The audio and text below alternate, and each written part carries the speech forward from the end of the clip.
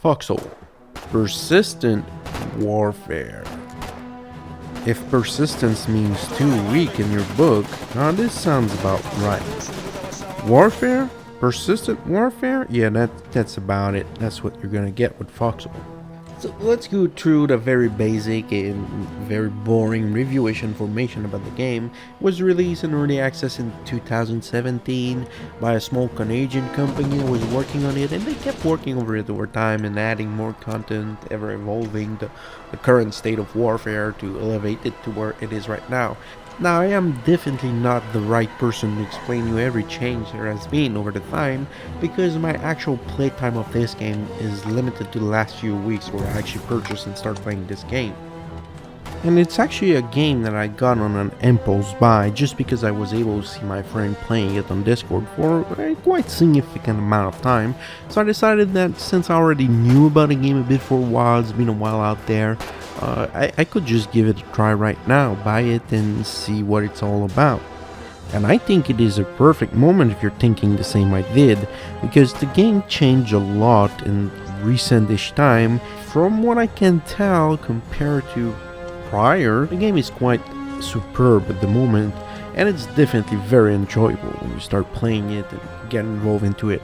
Now, I also want you to be aware that if you want to get into this game and really enjoy it for what it is, it will require a definitive amount of time invested into it.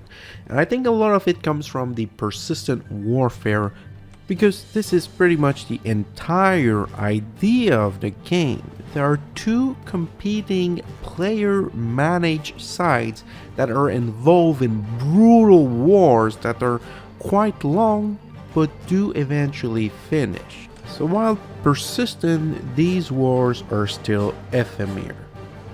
So to really juice out the enjoyment of this game, you need to get involved in one of these wars so that you can see the actual impact that you and your teammates are doing and how the battlefield changes with the input of every single player into it. Now, I'm not gonna lie to you, because there's an aspect of the game that is very kind of unique to this specific game, and that also is very different from what you'd expect from a type of survival-ish shooting game. And it is the point of view that you have. Basically, you are in a top-down view from your character, but you can only see so much outward, so it becomes a bit weird when you're trying to aim enemies that are located at very specific angles from you, and it takes a little while to get used to, especially if you're driving faster vehicles, because the line of sight is somewhat very limiting in what you can see. But this very limited line of sight actually provides a few advantages. The first one is that your enemy is restricted by the same exact line of sight. And if you're looking very well and very carefully, you can kind of see there is a bias into the way the line of sight is given to you.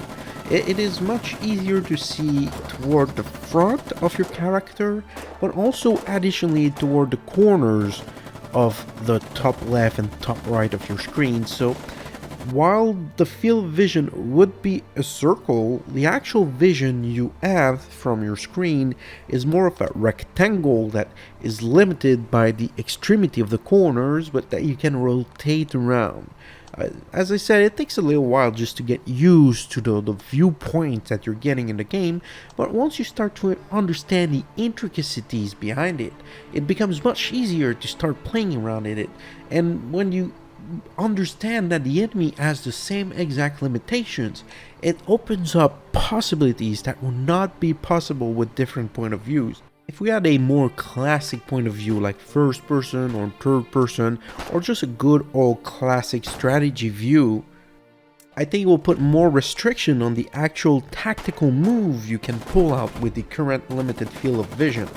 This very specific field of vision allows you to maneuver around the obstacles and set up ambushes and get behind the enemy to be able to aim at the very edge of the corner of the screen with your rifle and take pot shots that hit right on the target while they can't even see where you're shooting from.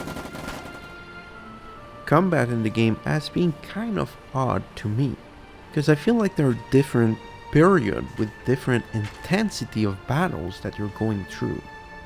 I was blessed enough to get started during the anarchy period between wars, and the environment was very stable.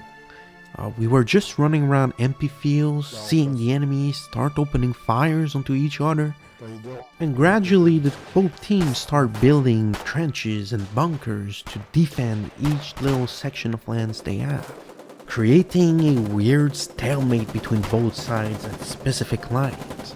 Then the supply logistic players start rolling it with supplies, long distance explosives, vehicles coming to the front. Even very lightly armored half-track with machine gun can do a magistral defense on the front, quickly reversing situations and battles. Then both sides in response start building more solid bunkers, with guns emplacement, machine gun defense, and the stalemate comes back very quickly, and seems like an eternal gridlock at this point. Then the logistics in the back line is able to work out magistral work of supplies. Both sides are heavily supplied and resisting each little scuffle, but then the logistic discover enough rare metals that they're able to complete research on a brand new tank and bring it to the front, this time to break the gridlock, and the movement starts. Both sides receive tanks and start fighting. The dynamic changes. The battles are more brutal, crazier and faster than ever before. But then the impressive concrete bunkers come in and start building. Massive anti-vehicles guns are being built, defending each position, cementing the gridlocks once and for all. Then once more, logistic discover more rare material, causing another breakthrough in science, developing impressive sieging weapons, allow quick destruction of enemy structures, allowing for massive movement on the map for both armies, and then one of the side achieve the ultimate objective of conquering a preset number of cities, thus creating peace. And we're going back to the start, with lightly armed armies starting to fight on the front, establishing small lines, and the persistent warfare keeps going on, and the research starts back from scratch, on for periods of about 2 weeks historically. So this is really what I'm talking about. So while you need to get engaged in one of these wars to really have a feeling of fitting in with the team, with the army, the war doesn't care.